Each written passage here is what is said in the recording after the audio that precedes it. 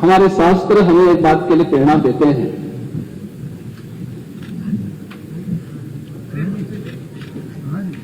कि जब भी महान बनने का कोई अवसर मिले तो हमें इस अवसर से वंचित नहीं होना चाहिए। तैत्तिरीय उपनिषद में भी कहा है कि भूत्वेन प्रमितव्यम, यानी महान बनने के अवसर से चूकना नहीं चाहिए। और आपके नाम से तो महाना ही जुड़ा हुआ है।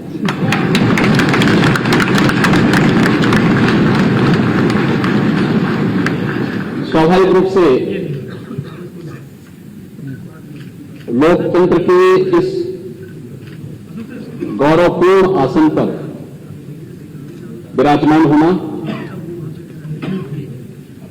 ये किसी भी सदस्य के लिए न केवल अभिनंदनीय है बल्कि गौरवपूर्ण भी। और फिर इस पीठ पर एक अनुभवी सदस्य का चयन सर्वानुमति से हो, यह अत्यंत सुखद की अनुभूति कराता है। और खासतौर पर तब जब उत्तर प्रदेश विधानसभा में अभी बहुत दिन नहीं हुए हैं, मार्च प्रथम सप्ताह में दोनों ओर से मिसाइलें चल रही थी और उस समय हर व्यक्ति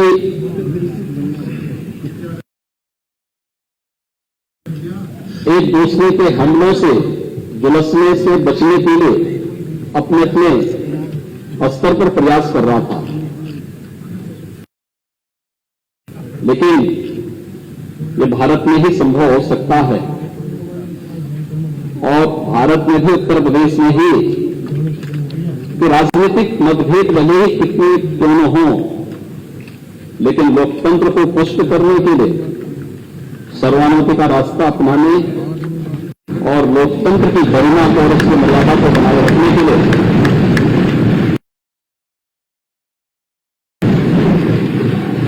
हम मिलकर के इस अभियान को आगे बढ़ाएंगे।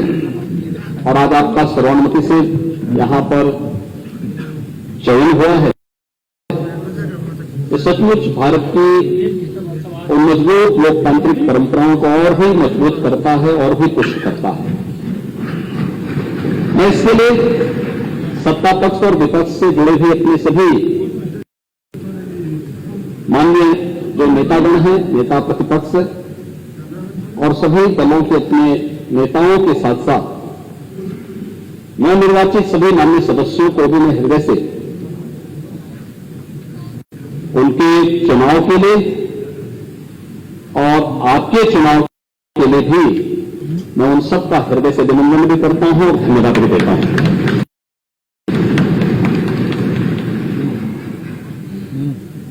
अध्यक्ष जी, जब हम लोग उत्तर प्रदेश विधानसभा की बात करते हैं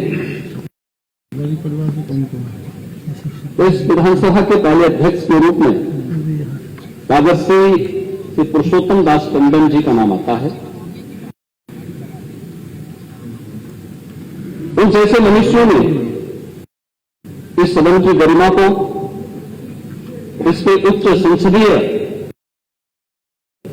मर्यादाओं और मानदंडों को स्थापित करने का कार्य किया था। और उसके बाद से श्री आत्माराम गोविंद खैर जी ने 3 बार उत्तर प्रदेश विधानसभा के अध्यक्ष को सुशोभित किया।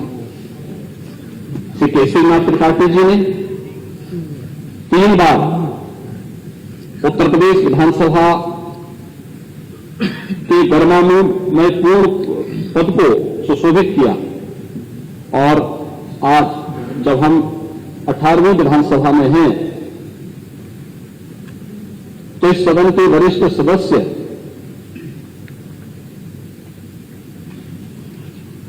श्री माता प्रसाद पांडे जी ने भी 2 बार विधानसभा अध्यक्ष के पद को सुशोभित किया है। आज भी इस सदन के माननीय सदस्य चुने गए हैं।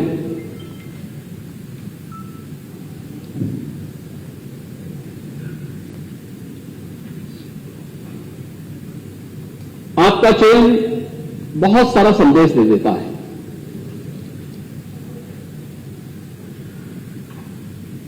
ये संदेश अध्यक्ष पद जैसे गरिमामय पद के लिए तो है ही, हमारी लोकतांत्रिक परंपराओं को पुष्ट और मजबूत करने की दृष्टि से भी महत्वपूर्ण है,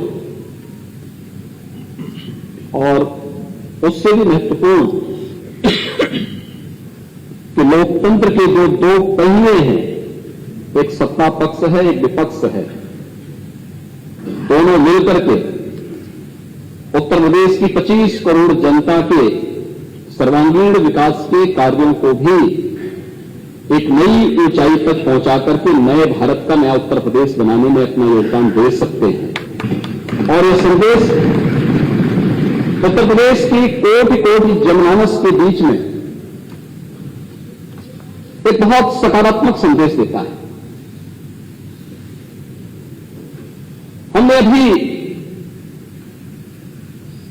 मार्च प्रथम सप्ताह तक चुनाव के दौरान देखा, एक दूसरे पर आरोप प्रत्यारोप आक्षेप और बयानबाजियों का जो दौर चलता रहा,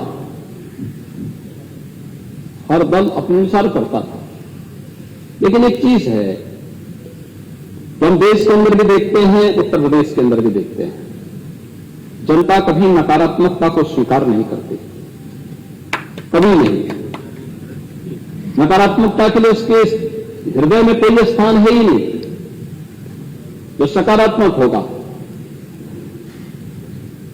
जो प्रगतिशील होगा, जो लोक कल्याण का कारक होगा, जनता उसी को अंगीकार करती है। जो नकारात्मक होगा, हमारे समाज में, हमारे देश में कभी भी नकारात्मकता को कभी भी कोई महत्व नहीं दिया। नकारात्मकता जीवन में कभी प्रगति नहीं कर सकती है। सकारात्मकता से ही हम न केवल प्रगति के मार्ग को आगे बढ़ा सकते हैं, बल्कि सकारात्मकता के भाव से ही लोक कल्याण का मार्ग भी प्रशस्त कर सकते हैं। और आज जब देश की अपेक्षाएं उत्तर प्रदेश जैसे राज्य से हो, हर एक क्षेत्र में हो, दुनिया जब अपने द्वंद में उलझी हुई हो, उन स्थितियों में भारत से जो अपेक्षाएं हैं, भारत उस प्रकार की अपेक्षाएं उत्तर प्रदेश से रखता है, और उत्तर प्रदेश को उन अपेक्षाओं पर खरा उतरने के लिए अपने आप को तैयार करना है। और लोकतांत्रिक व्यवस्था में जब सत्ता पक्ष और विपक्ष मिलकर के एक साथ मिलकर के संविधान का सहभागी बनता है, तो एक और एक दो नहीं होता, बल्कि वह मिलकर के 11 की ताकत बनकर के मजबूती के साथ लोकतंत्र की इस व्यवस्था को न केवल पुष्ट करता है, बल्कि इसे और भी मजबूती के साथ आगे बढ़ाने का कार्य करता है। उन जनाकांक्षाओं की पूर्ति करने का माध्यम बनता है, जिसके लिए आम जनमानस ने हमारी उन सभी जनप्रतिनिधियों पर विश्वास किया है। ये सभी चुनाव जीत करके आए, जनता के सामने आम जनमानस ने इन पर विश्वास किया। आम जनमानस का इन पर एक नया विश्वास प्रकट हुआ है, और उस विश्वास पर कहीं भी हमें कोई भी किसी भी प्रकार से उसे अविश्वास में नहीं बदलने देना है। यह हमारा लक्ष्य होना चाहिए, और इस दिशा में प्रयास की शुरुआत कल से मैं देख रहा हूं। हमें सदस्यों ने शपथ ग्रहण किया। शपथ ग्रहण करने के बाद जिस सकारात्मक भाव के साथ शपथ ग्रहण का कार्यक्रम प्रारंभ हुआ, मैंने देखा है कि कल तक यहां पर 345 माननीय सदस्यों ने एक दिन में ही शपथ ग्रहण कर लिया था।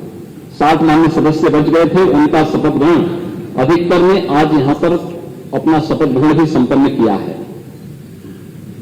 और किस सकारात्मक भाव के साथ सब लोग मिलकर के इस कार्यक्रम को आगे बढ़ा रहे थे। आज चुनाव संपन्न हो चुके हैं, अब हमें विकास के बारे में सोचना है, उत्तर प्रदेश के उत्थान के बारे में सोचना है, उत्तर प्रदेश की 25 करोड़ जनता के हितों के संवर्धन के लिए सोचना है, उत्तर प्रदेश के युवाओं के बारे में, उत्तर प्रदेश की आधी आबादी महिलाओं के बारे में सोचना है, उत्तर प्रदेश के किसानों के बारे में सोचना है, उत्तर प्रदेश के मजदूरों के बारे में सोचना है और उत्तर प्रदेश के उन सभी दबे कुचले लोगों के बारे में जिनकी आवाज को देने का माध्यम लोकतंत्र ने उन्हें एक वोट के रूप में दिया है, उस आवाज को भी अब आगे बढ़ा करके शासन की योजनाओं से भी मजबूती के साथ जोड़ने का कार्य अब सदन करे।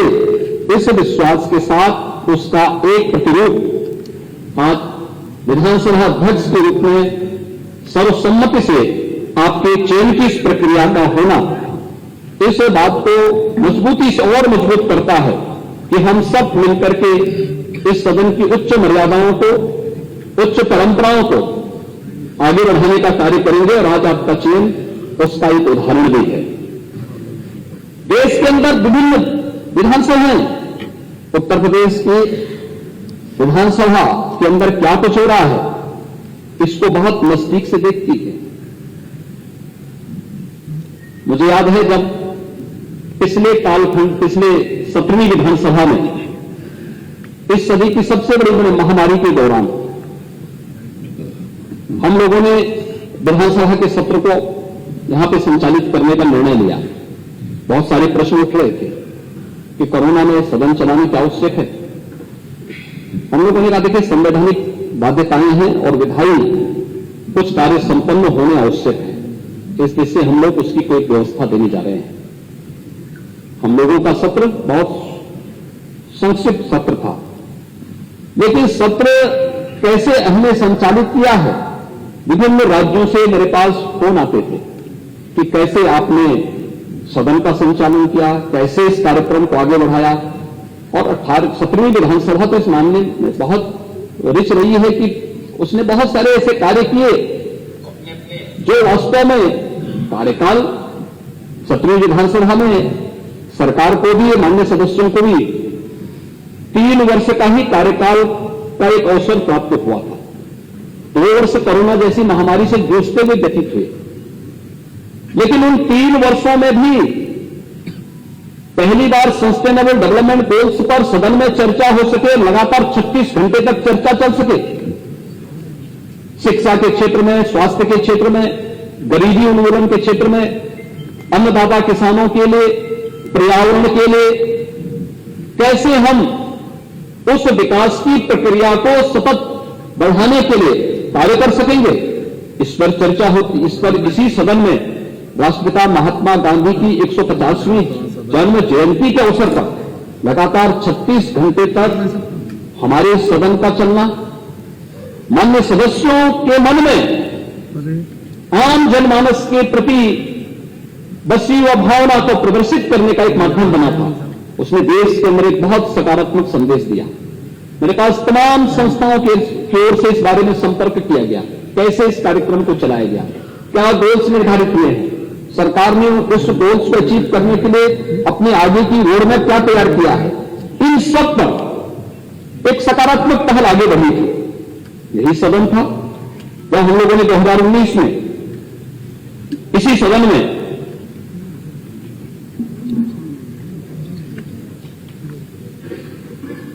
नवंबर 2019 को संविधान को अंगीकार करने के दिवस को, उसके 70वीं वर्षगांठ पर एक विशेष सत्र का आयोजन संविधान से संबंधित और बाबा साहब भीमराव अंबेडकर के प्रति श्रद्धा और सम्मान का भाव व्यक्त करते हुए इस अवसर पर एक विशेष सत्र हम लोगों ने आयोजित किया था। और तीसरा विशेष सत्र भी आयोजित हुआ था जब 31 दिसंबर 2019 को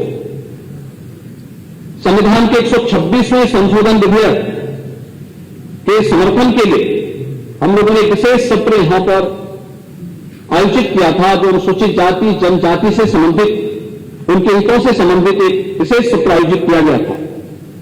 2020 के प्रारंभ में 7वें राष्ट्रमंडल संसदीय संघ भारत परिक्षेत्र का एक ऐतिहासिक सम्मेलन भी यहां पर आयोजित हुआ था। श्री हृदय दीक्षित जी के मार्गदर्शन में, उनके नेतृत्व में 17वीं विधानसभा ने जिस गर्मामूल में नई तरीके से सत्र के संचालन को उन्होंने अपनी विद्वता से, अपने सार्वजनिक जीवन के अनुभव से आगे बढ़ाने का कार्य किया था, अत्यंत अभिनंदनीय रहा।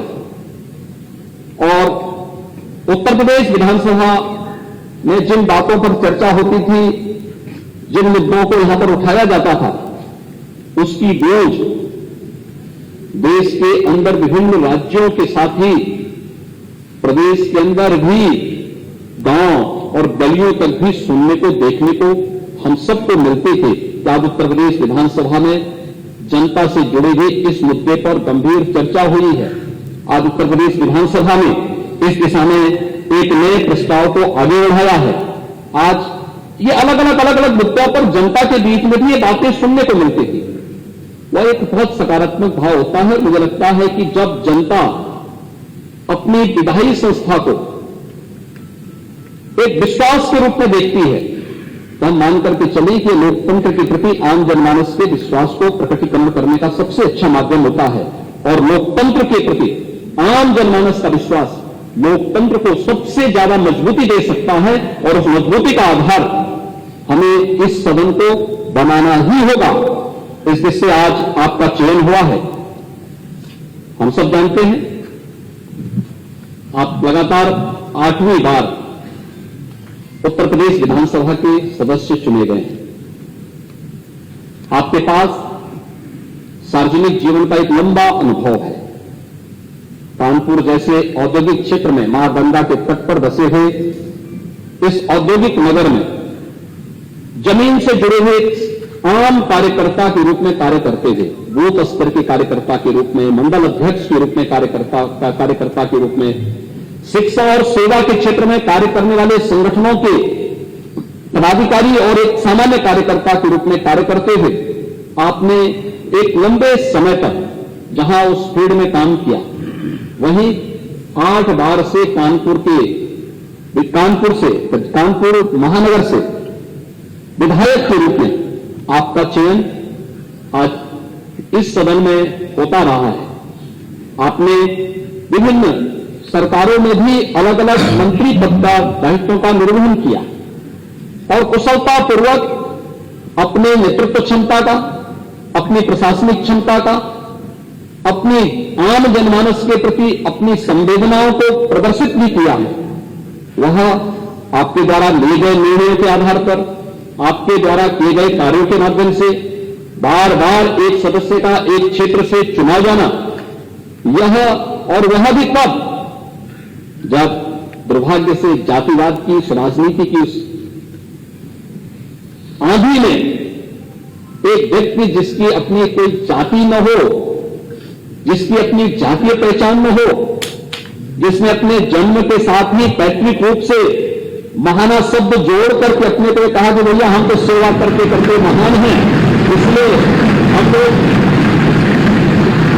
केवल राष्ट्रवाद, सुशासन, विकास और गरीब कल्याण के इस अभियान के साथ जोड़ करके अपने इस कार्यक्रम को आगे बढ़ाएंगे। और लगातार जनता का एक विश्वास अर्जित करना। एक चुनाव हो सकता है, 2 चुनाव हो सकते हैं, तीसरा भी चल सकता है, लेकिन बार बार चुना जाना, अच्छे वोटों से चुना जाना, हर बार मत का प्रतिशत बढ़ जाना, एक बहुत सकारात्मक संदेश है। और पिछली सरकार में मुझे उस सरकार को भी नेतृत्व देने का सौभाग्य प्राप्त हुआ था। उस सरकार में औद्योगिक विकास मंत्री के रूप में जो कार्य किया, उत्तर प्रदेश के इतिहास में पहली बार उत्तर प्रदेश के अंदर 3,60,000 करोड़ रुपए से अधिक की निवेश के प्रस्ताव और जमीनी विकासन पर उतारने का कार्य करना, लाखों नौजवानों को नौकरी और रोजगार के साथ जोड़ने, उनके जीवन को उज्जवल भविष्य की ओर अग्रसर करने में जो योगदान दिया गया, कानपुर के विकास के साथ साथ उत्तर प्रदेश के समग्र विकास के लिए जो सकारात्मक भूमिका आपकी थी, डिफेंस कॉरिडोर 2 कॉरिडोर आदरणीय प्रधानमंत्री जी की मंशा के अनुरूप उत्तर प्रदेश के अंदर स्थापित हो और इसके लिए 6 नोड पर कार्य तेजी के से हो। उत्तर प्रदेश के अंदर एक्सप्रेस वे का एक संजाल बिछे और उत्तर प्रदेश अपने इंफ्रास्ट्रक्चर के लिए देश के अंदर एक नई पहचान के साथ उभरे। ये भी उत्तर प्रदेश में औद्योगिक विकास मंत्री के रूप में जब आपने इस पद को सुशोभित किया, ये सभी कार्य उत्तर प्रदेश की जनमानस में होते हुए देखे हैं और स्वाभाविक रूप से आपने मेरी टीम के एक महत्वपूर्ण स्तंभ के रूप में कार्य करते हुए इन कार्यक्रमों को आगे बढ़ाने का कार्य किया। आज आप उत्तर प्रदेश विधानसभा के अध्यक्ष के रूप में आपका यहां पर सर्वसम्मति से चयन हुआ है। मैं इसके लिए आपको हृदय से अभिनंदन करता हूं, आपको हृदय से बधाई देता हूं और अपनी शुभकामनाएं भी देता हूं। आपका चयन ऐसे समय में हुआ है जब यह देश आजादी का अमृत महोत्सव मना रहा है। ये आजादी का अमृत काल है। अमृत काल के लिए प्रधानमंत्री जी ने आगामी 25 वर्षों के लिए कुछ लक्ष्य निर्धारित किए हैं देश के अंदर, और देश के लिए जब कोई लक्ष्य निर्धारित हो तो देश की सबसे बड़ी आबादी के राज्य के लिए तो लक्ष्यों को प्राप्त करना और भी महत्वपूर्ण हो जाता है। क्योंकि अगर भारत को समयबद्ध ढंग से उन लक्ष्यों को प्राप्त करना है तो उसमें अग्रणी भूमिका के रूप में उत्तर प्रदेश को आना ही होगा। उत्तर प्रदेश की सबसे बड़ी भूमिका होनी ही चाहिए, क्योंकि सबसे बड़ी आबादी का राज्य है। 25 करोड़ की आबादी देश के अंदर अन्य किसी भी राज्य को हम देखेंगे तो उसकी आबादी उत्तर प्रदेश की आधी से कम ही है। और जब हम लोग देश की बात करते हैं तो इसकी शुरुआत उत्तर प्रदेश से होनी चाहिए। और अमृत काल में आप उत्तर प्रदेश की विधानसभा के अध्यक्ष बने हैं, यह अत्यंत सौभाग्य का क्षण है और इसके लिए मैं आपको हृदय से बधाई देता हूं।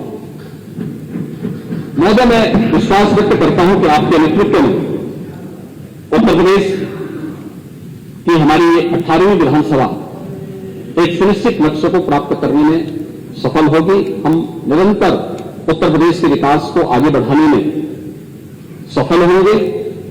मैं अपने सभी नवनिर्वाचित माननीय सदस्यों को भी हृदय से उनके चयन के लिए, उनके निर्वाचन के लिए और उनके द्वारा शपथ ग्रहण किए जाने के लिए भी मैं हृदय से उनका अभिनंदन करता हूं, उन्हें बधाई देता हूं।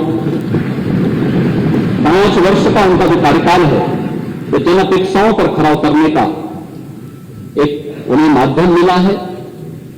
अगर शासन की योजनाओं को समयबद्ध ढंग से आम जनमानस तक पहुंचाने में सफल होंगे तो आपकी तरह वे भी बार बार चुने जाएंगे और इन्हीं में से कोई सदस्य एक दिन उस पद को सुशोभित करके फिर से अध्यक्ष पद को आगे बढ़ाने का कार्य करेगा। ये जानने का, सीखने का, क्योंकि सदन की परंपराएं तो हम लोग परंपरागत रूप से आगे बढ़ाते हैं। जो कुछ भी हम सीखते हैं, जानते हैं, संसदीय कार्यों के माध्यम से जो कुछ भी अनुभव हमारे सामने आता है वही परंपराएं आगे बढ़ती हैं और सदन की परंपराएं इसी रूप में आगे बढ़ती रहेंगी।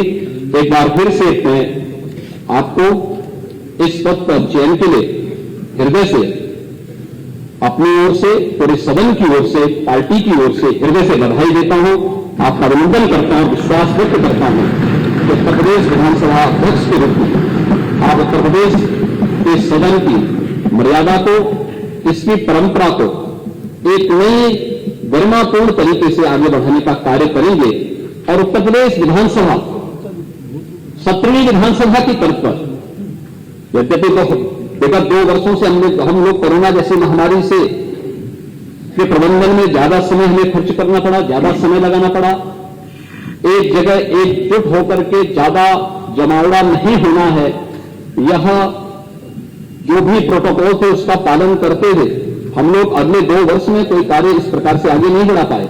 लेकिन समय समय पर राज्य के हित के लिए, 25 करोड़ जनता के हित के लिए और देश और दुनिया से जुड़े हुए महत्वपूर्ण मुद्दों को लेकर के चर्चा और परिचर्चा का एक माध्यम हमारा ये सदन बनेगा। इस विश्वास के साथ मैं एक बार फिर से आपके प्रति हृदय से बधाई देता हूं, आपकी उज्जवलमय भविष्य की कामना करता हूं और विश्वास व्यक्त करता हूं कि आपके नेतृत्व में यह सदन अपनी उच्च परंपराओं को आगे बढ़ाने का कार्य करेगा।